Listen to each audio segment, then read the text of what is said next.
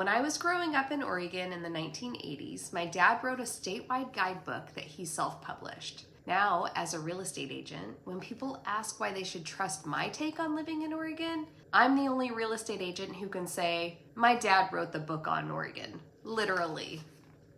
So if you're thinking about relocating here and you want to know what an Oregon local actually thinks you should know before you move, stick around. This video is not a top 10 neighborhoods list. It's not a drone shot of Mount Hood with some generic voiceover about Oregon's natural beauty. You can find that anywhere. What I want to give you today is the stuff that takes most people years of actually living here to figure out. The things that make you go, I wish someone had just told me that before I moved. Because when you're doing early research on relocation, the information gap between what you find online and what a lifelong local knows is pretty significant. When I was growing up in Oregon in the 80s, my dad was so obsessed with the state that he wrote and self-published a guidebook called Totally Oregon. It's an entire book covering the whole state, town by town, landmark by landmark. I literally grew up with Oregon as homework. And now I help people make some of the biggest decisions of their lives, relocating to the Portland metro and the broader Oregon area. Everything I'm about to share comes from that place. Personal history with the state, plus years of working with buyers who are exactly where you are right now. Here's what I want you to keep in mind as we go.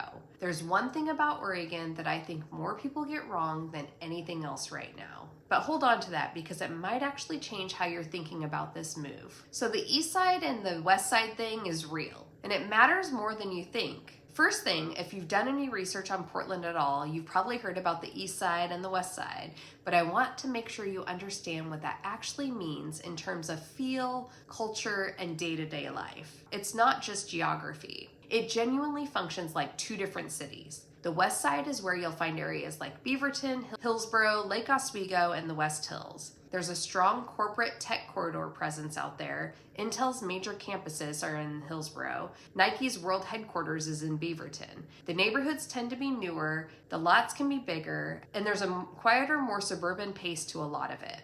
The West Hills have incredible views back over the city.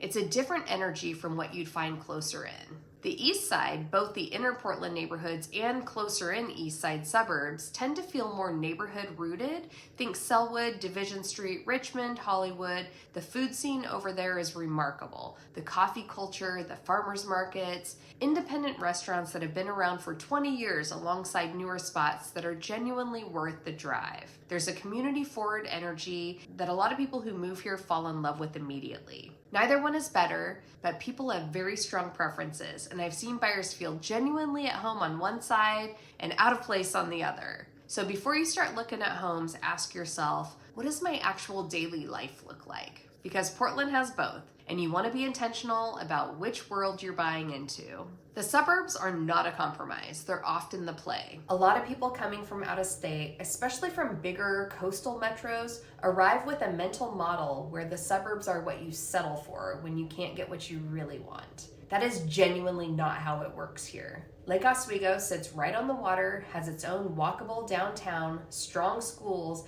and it sits maybe 15 minutes from the city, depending on where you're headed. Westland is directly south of that. It's quieter, beautiful, natural surroundings, a small town feel that surprises people once they actually spend time there. Happy Valley has grown significantly and offers some of the best values in the metro for new construction. And Camas, just across the river in Washington state, which means no Oregon income tax, is a legitimate option that a lot of buyers don't even think to put on their list. Portland metro suburbs are not consolation prizes. Many of them are destinations in their own right. I'd really encourage you not to draw a hard line around, I only want to be in Portland proper, before you actually spend some time in what surrounds it. Here's one of my favorite things about living here, and it's one that most out-of-state buyers genuinely underestimate until they're actually living here. Oregon is small in the best way possible. You can be standing in the Pearl District in downtown Portland, and in 45 minutes you can be at the coast. Not looking at the coast from a viewpoint, standing on the beach, Pacific Ocean in front of you.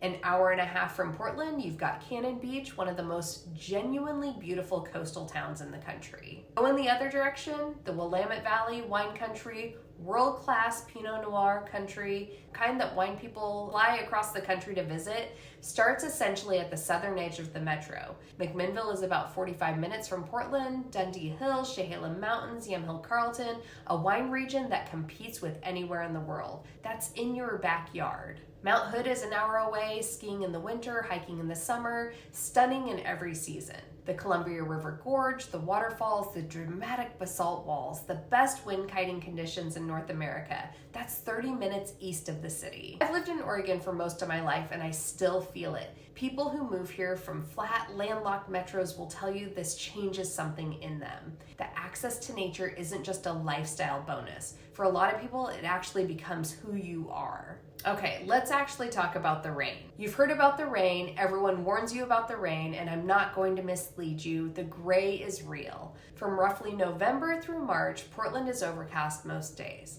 It drizzles more than it pours though. It's not dramatic Pacific Northwest storm weather most of the time. It's just steady, gray, and damp. But here's what no one tells you. If you're coming from the Midwest or the East Coast and you've dealt with actual winters, the ice storms, the 2 feet of snow, the cold that makes it genuinely dangerous to be outside, Portland's winters are almost shockingly mild by comparison. It barely gets below freezing. It almost never snows in the city. You can go outside and run or walk or bike most days, even in January. The people who struggle with the gray are usually the ones who move here from Southern California or Florida, and they expected the sun to follow them. But if you're coming from Chicago or Boston or Minneapolis, you'll probably find Oregon winters dramatically more livable than where you left. And then June hits, and everything is impossibly green and gorgeous. Portland summers are some of the best weather anywhere in the country. Warm, dry, long evenings, almost no humidity, July and August especially. That's the trade. Several months of gray for a summer that earns it. Most people who've been here for a while will tell you it's totally worth it. Okay, I said at the start of this video, there's one thing more people get wrong about Oregon than anything else. And here it is. It's the national narrative about this state, especially about Portland. It's really running about 3 or 4 years behind. So think about what you've probably seen online. Headlines are 2021, 2022, talking about people leaving, businesses closing, the city in a free fall. That stuff spread everywhere and it's stuck. And some of those concerns were legitimate. Downtown Portland went through a genuinely hard stretch, and anyone who tells you otherwise isn't being straight with you. Here's what those headlines aren't telling you.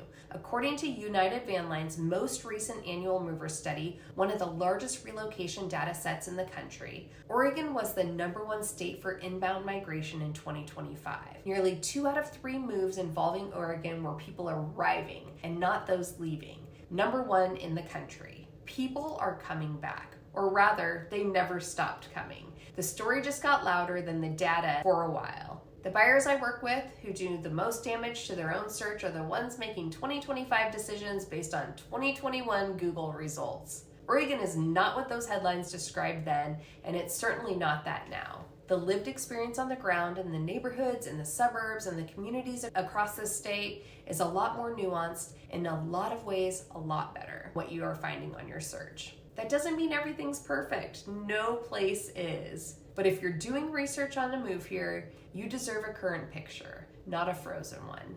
All right, one more thing before we wrap this up, and this matters a lot more if you're early in your research mode. People think of Oregon as one thing. They think Portland, and they imagine that's the whole story. But Oregon is enormous and wildly diverse, and your decision about where you want to land within it should be much more informed and a much larger picture than just that city. In Southern Oregon, there's Ashland and Medford, which has a completely different climate. There's more sun, hotter summers, a thriving art scene anchored by the Oregon Shakespeare Festival. Bend on the east side of the Cascades has become one of the most desirable mid-sized cities in the country. Outdoor obsessed, high quality of life, and a real estate market that reflects exactly how much people want to be there. The coast communities, Astoria, Newport, Lincoln City, they have their own distinct character and attract a completely different kind of buyer. I work primarily in the Portland Metro, and that's what most of this channel is about, but I want you going into your research knowing that moving to Oregon and moving to Portland Portland aren't the same decision. If the metro doesn't feel exactly right, there might be another corner of this state that fits you better. And it's worth knowing that before you're deep into a search. If you do decide that Portland is the place for you, you'll want to understand where in the city you belong. My video on Portland's 6 quadrants clarifies how each section of Portland is different from the others. It's worth watching as part of your research, and I'll put the link right here.